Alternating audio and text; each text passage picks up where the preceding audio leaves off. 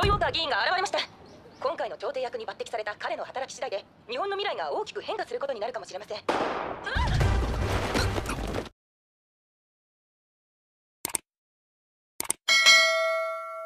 Saya lagi di rumah nih guys. Jangan lupa like, comment, and subscribe. Ringkasan cerita anime Kyoukai Senki Part 2 Episode 8.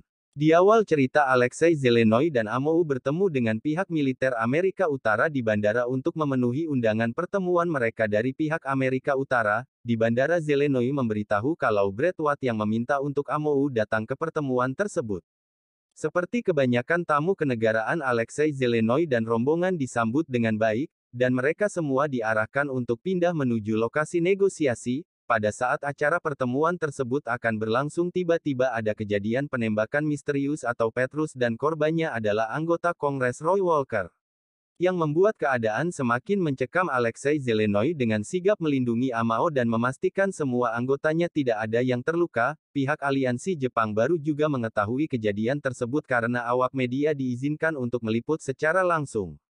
Brad Watt datang untuk menemui Alexei Zelenoy dan juga Amou di ruangan yang sudah dijaga ketat oleh Amerika Utara. Dalam posisi ini mereka berdua dijadikan tahanan sementara oleh pihak Amerika Utara.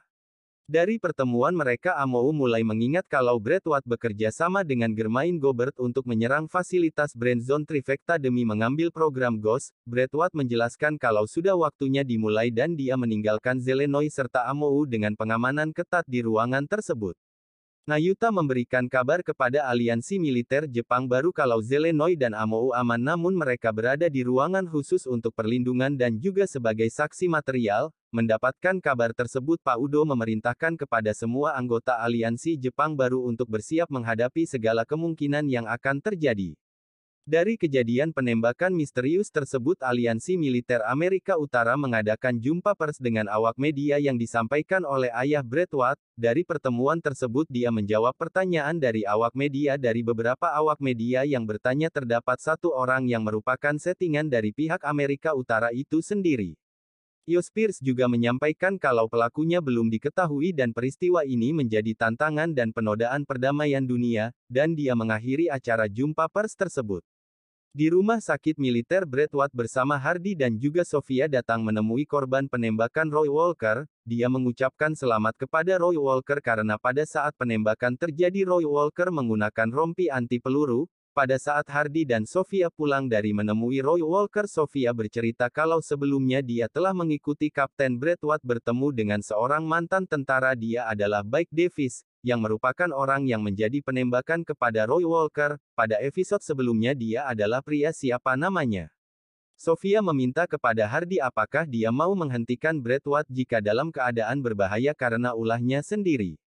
Hardy setuju untuk membantu, namun dia meminta kepada Sofia jangan bergerak sendirian.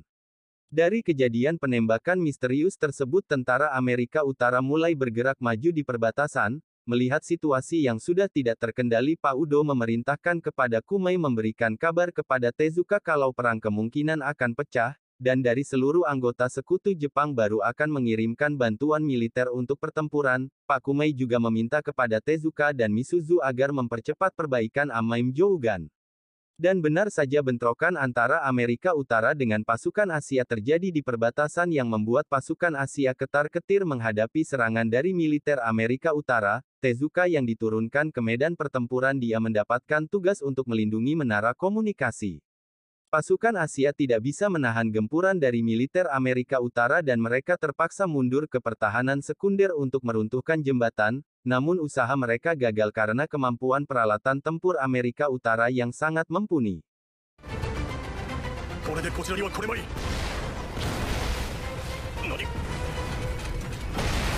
Mayor Kaku yang memimpin pasukan pertahanan Asia mendapatkan perintah komando pusat untuk mundur ke pangkalan komunikasi. Dan untuk menjalankan perintah tersebut, pasukan Asia mendapatkan bantuan dari Kai untuk meningkatkan kemampuan pesawat tempur Asia untuk memancing pasukan Amerika Utara masuk ke radius jebakan yang sudah disiapkan oleh Tezuka. Pada saat jarak tembak sudah masuk ke jangkauan Tezuka dengan Jougan menembak semua pasukan Amerika Utara.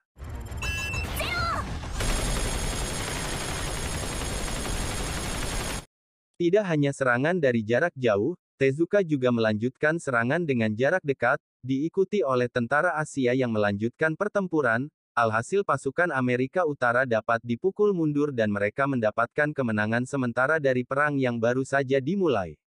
Mendapatkan kabar pasukan Amerika Utara kalah dari pasukan Asia yang dibantu oleh Tezuka, ayah Braidwatt Spears sangat marah dengan pasukan Jepang yang sudah dia anggap teroris. Braidwatt yang juga mendapatkan kabar kekalahan pasukan Amerika Utara dari pasukan Asia, dengan segera dia menemui Zelenoy dan Amao yang menjadi tahanan rumah. Dia memberikan kartu pelarian yang berlaku hanya 1 jam untuk Zelenoy dan Amao pergi meninggalkan hotel. Tentu saja hal itu untuk membuat mereka seakan bisa melarikan diri dan akan menjadi buronan. Akhir kata cerita pun selesai sampai di sini. Jangan lupa subscribe untuk mendapatkan video terbaru.